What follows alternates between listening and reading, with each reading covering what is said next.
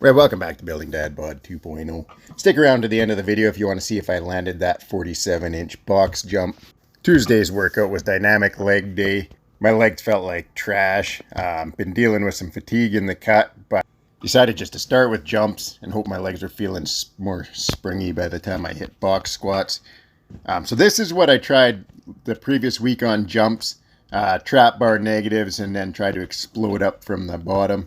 Well, this time I put some mats down and rather than having to go all the way to the ground. And this is what I was envisioning. These felt really good. I was able to go down slow, touch the mats, and then as the bar was sinking into the mats, just explode up as hard as I could. Super happy with how these went.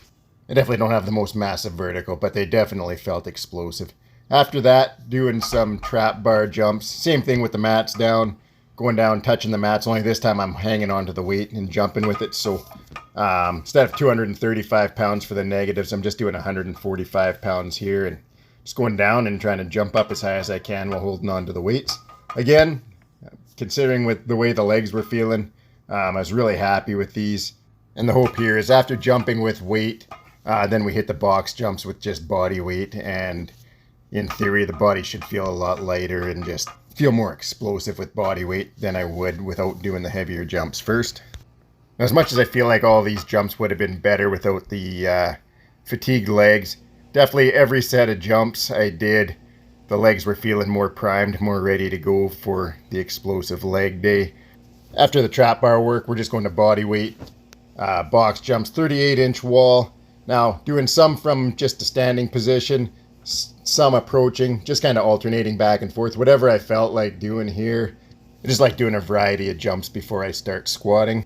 I threw an extra mat under on that last jump. It went well, so then I did some 45-inch and 47-inch box jumps, which you'll see at the end of the video if I can land those. There we're just looking at the yoke burn on my traps. I did shirtless yoke on the weekend with 577 pounds, and it took a bunch of skin off on my traps. So I was feeling not awesome with the SSB up there, but show must go on. So on to box squats. First set's always a grind. You see there, first rep was tough. Second rep went better. Third rep coming up here. I just did not hit this right at all. Sit back down, son. Managed to go back and rock it and come back up.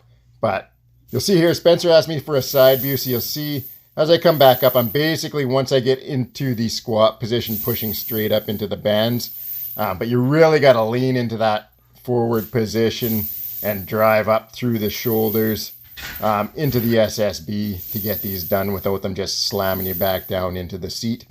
So those were the first two sets. This is set 10. So by the time I'm in set 10, I've found a good groove on these.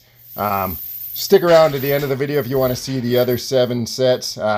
These are all the bands, 75 pounds in chain, 14 bands. So next week we're going to strip away some bands, add 20 pounds, and then start building the band tension back up. After that, weighted back extensions. So this is 206 pounds with bands doubled up as well. That top portion of the lift is insane. You can see I can't even get full extension on those, but just keep pushing forward. They're just absolutely lighting my glutes up very hard. Pretty soon I want to test to see where my straight bar weight is on those, see if it's increased at all. After that we did single leg press. Piled a bunch of weight on. I did 275 last week, piled a bunch of weight on this week and it didn't even move. So went back down to just 280 pounds and hit 5 sets of 5 on these. Coming down and just trying to be as explosive as I can on the way back up. Really feeling these in my right hip that's been giving me some grief, but managed to survive that. I think I'm going to throw in some very light sets of these. I might not even do them on my left leg, just my right leg with like 135 pounds, just for volume to make that hip work because it gets into such a deep stretch there. I won't be worried about doing them explosive with the right leg, just nice and slow, get some work in, build that work capacity. The right leg, when it's well rested, can keep up with the left leg no problem. The hip doesn't give me grief when it's well rested, but as soon as it gets fatigued, it just can't keep up with the left side right now. So I think some extra volume will be good for it, but nothing to stress it insanely hard. The other option I'm thinking of is maybe just throwing in some very light or body weight step ups to a fairly high step to get that big stretch and just make that hip work. So now we're on to the last 7 sets of box squats. So like I said, next week we're going to add an extra 20 pounds and start stripping the bands back. I haven't fully decided yet, but I think I'm going to go back to just 2 bands per side, or 4 bands total.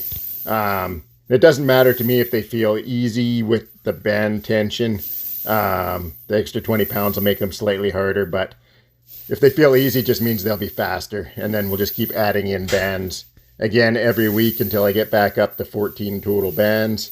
And I'll just continue to repeat that process as long as I can sustain it. Really, really liking the banded box squats with the chains. If I had more chain, I would add more chain to it. But I don't. I got 75 pounds total in chain. That's it. So it is what it is. We'll work with what we got. I like using the smaller bands because I can just add in 2 per week and slowly increase the band tension.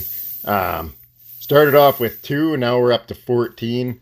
I'd say there was definitely a noticeable difference when we got to 6 total bands. And some bands like that, I started with the orange bands, the heaviest band that I got on there. And some are thinner. Like I'm adding the thinnest ones in last, so they don't have quite as much impact. But overall, these feel very heavy at the top now. And despite the fact I do these every week, you guys always see first set just hits like a freight train. Nervous system isn't quite prepared for it, but after that first set, the nervous system's like, okay, we got to drive as hard as we can from the box right up to the top. And then even with 10 sets, we're able to sustain power through the full 10 sets, so happy with that. All right, on to jumps. 45 inches here, so these are the highest jumps I've done by 3 inches. Previously, my highest was 42 inches. Just wanted to see where I was at. I find with these, it's not so much like I get it. I have nowhere near a 45-inch vertical, that is for certain. But what these do for me is it's kind of the same thing. It just, with the nervous system, there we go, hit the 45 inches. With the nervous system, it just means, okay, not even close, and I just got to keep being like, okay, you keep pushing, and pretty soon you hit that 45-inch jump. Then when you go back to hitting the 38-inch wall, they just feel so easy. The body and the nervous system are just primed to output maximum power. And even though, like, I mean, I get it, we're lifting our legs up, like, we're not landing these straight-legged, but then it allows us to land straight-legged on higher heights, or close as we can to straight-legged on higher heights later on. So here we're going 47 inches, and you can see there, every jump getting a little bit better, That one, there we go. That was the final jump. I had it. Matt slid, otherwise I would have stuck that. Let me know what you think in the comments. Thanks for watching. Have a great night.